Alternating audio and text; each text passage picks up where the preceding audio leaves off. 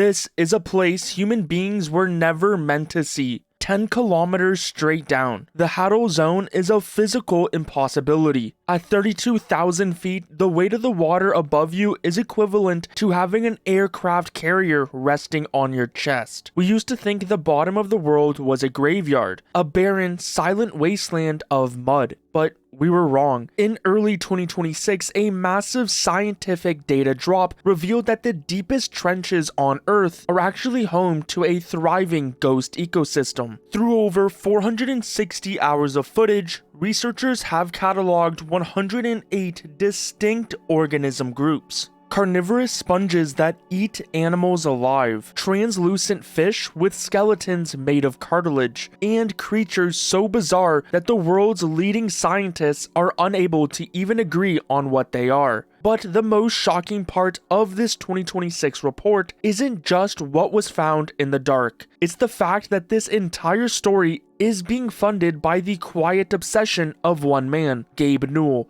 Gabe, the co-founder of Valve, is universally known as the architect behind Steam and legendary gaming franchises. However, away from Steam, Newell has been funneling massive resources into a completely different kind of frontier through a marine exploration organization known as Inkfish. Newell's operation acquired and upgraded some of the most advanced deep-sea exploration vessels on the planet. His billion-dollar fleet includes the legendary DSSV pressure drop and specialized subs capable of diving to the absolute deepest points in the world. Yes, this is really Gabe Newell diving in the water, but why is the man who built Steam now obsessed with researching the sea? To understand the report, you have to look at his new flagship, the 111-meter Leviathan. In a move that feels exactly like a Valve acquisition, Gabe didn't just commission this ship. He acquired the entire shipyard Oceanco in 2025. It's a 5,000-ton working ecosystem where the bridge deck has been swapped for a 15-station high-performance land room, plus tons of other cool recreational activities available for the researchers and workers on the ship, like a full racing sim setup based on Gabe's very own racing team, the Heart of Racing. Gaben's regular day-to-day life, as he explained, is getting up, doing some work, and going scuba diving. He is playing Subnautica in real life. In fact, as of May 12, 2026, the Draak, a 304-foot super yacht once known for spa living and floating palace luxury, has officially begun its sea trials in the Netherlands. Gabe swapped the pools and helipads for heavy-duty 12-ton jib cranes, decompression chambers, and a specialized dive center. It's a 93-meter operational workhorse that handles the wet work, launching tenders and recovering divers so that Leviathan can remain the high-tech brains of the operation. For the last few years, Inkfish has been plunging heavily instrumented landers and manned submersibles into the crushing depths of the Pacific Ocean, with one target being terrifyingly deep off the coast of Japan. And in the spring of 2026, the scientific team backed by this fleet published a massive, unprecedented data drop. The researchers state their objective clearly. Here, we present an imagery-based guide and biodiversity record of organisms observed in the Japan, Ryukyu, and Izu-Ogasawara trenches in the northwest Pacific Ocean between 4,534 meters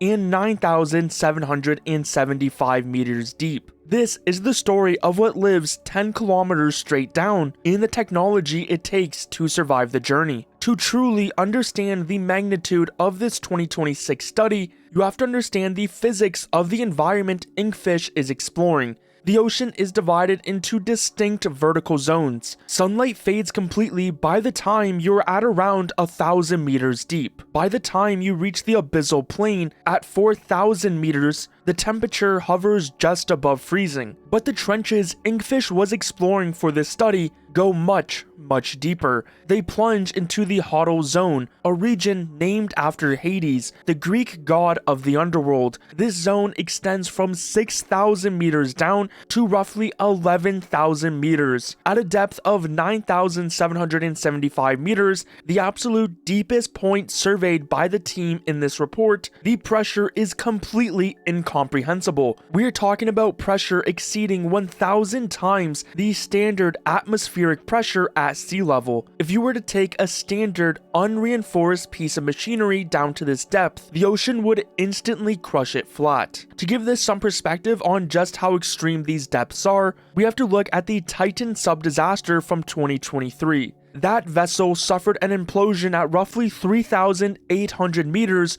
on its way to the Titanic wreckage. The mission Gabe Newell funded for this report is plunging over 5,000 meters deeper. The expedition used the world-renowned crewed submersible, the Bakunawa, a two-person deep-sea vehicle designed to withstand full ocean depth pressure repeatedly. Operating in tandem with autonomous free-fall baited landers, this was a massive joint venture. Historically, this is an incredibly dangerous place for machinery. In 2003, Japan's own highly advanced remotely operated vehicle, the Kaiko, was lost entirely during a typhoon while trying to operate in these exact trenches. The cables snapped and the seas swallowed the multi-million-dollar machine. The fact that the Inkfish-backed team was able to navigate across these three separate trench systems to get a catalog of 108 distinct life forms is a big victory. And the first major discovery they documented was an ecosystem entirely shaped by one of the most violent natural disasters in modern history. In March of 2011, the Tohoku Oki earthquake struck off the coast of Japan, registering at a magnitude of 9.0 to 9.1. It was the most powerful earthquake ever recorded in Japan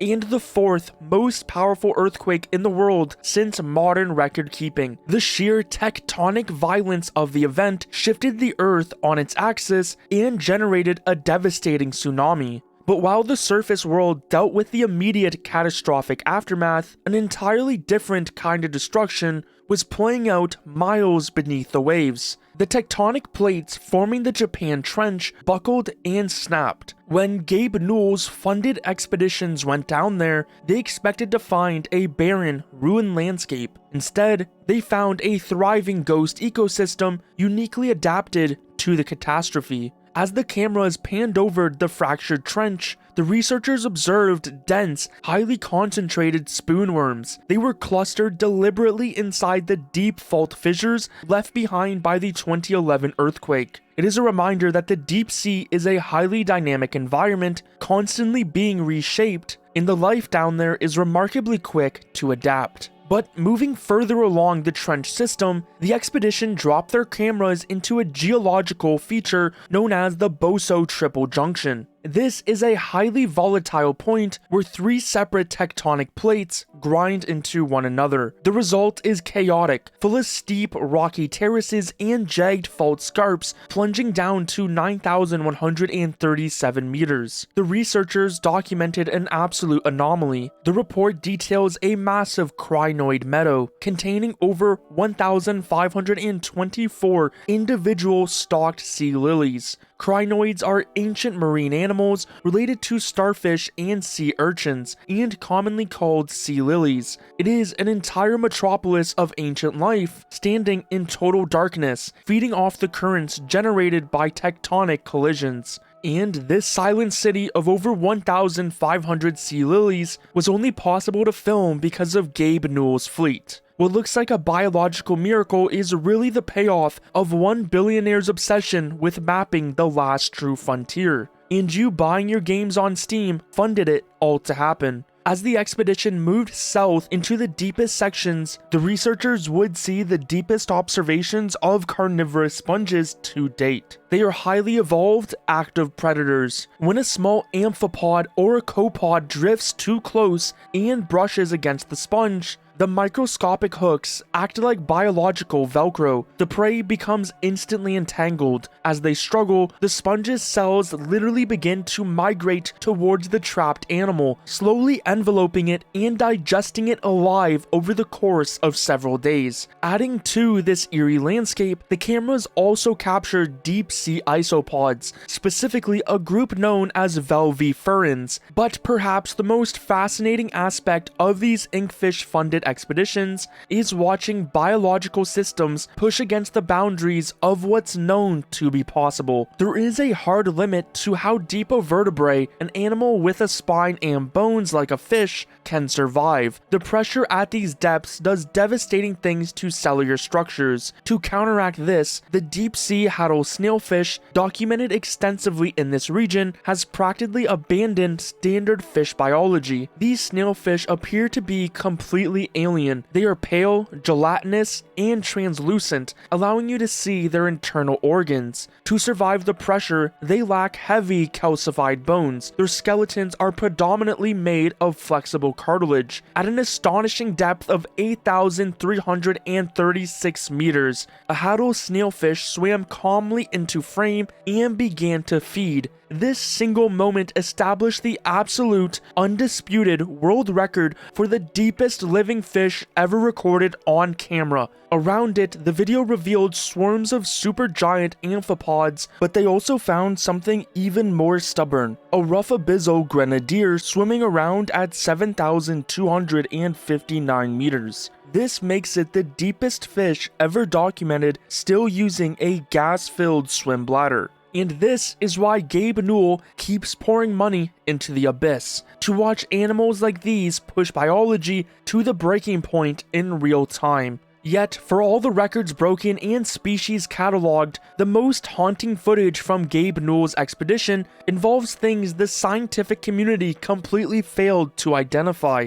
Twice during the deep sub-descents, the cameras caught footage of a completely mysterious, unnamed organism. It was a slow, gliding animal traversing the barren environment. When the footage was distributed to a worldwide network of experts, a complete scientific deadlock occurred. Some of the world's leading biologists insisted the creature was a highly derived form of a sea slug. Others argued fiercely that its locomotion and structure meant it was a bizarre variety of a sea cucumber. To this day, nobody can agree. The animal cannot be confidently assigned. It is an unclassified mystery floating in the dark. But the anomalies weren't just biological. As the sub mapped out areas of the trenches at 7,500 meters deep, the cameras found something that didn't belong. Resting on the floor were pieces of human trash. The report explicitly documents clusters of single-celled organisms colonizing metal debris and wood scraps. It is easy to think of a trench 10 kilometers below the surface as an untouched wilderness safe from the outside world. But the reality of oceanic physics means that these trenches act as the ultimate drains for the planet. Human pollution has reached the absolute bottom of the world before our own scientists could even get there to map it. By detailing exactly what lives down there,